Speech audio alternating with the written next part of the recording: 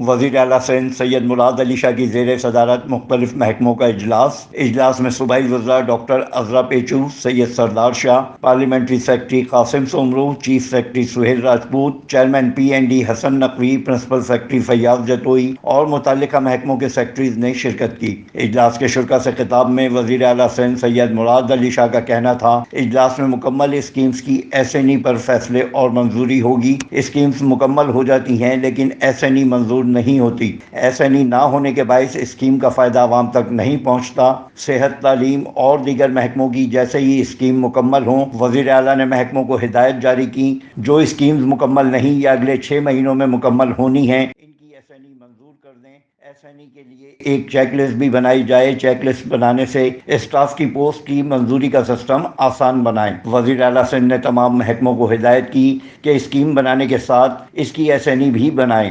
Afzal Khan, C110 news, Karachi.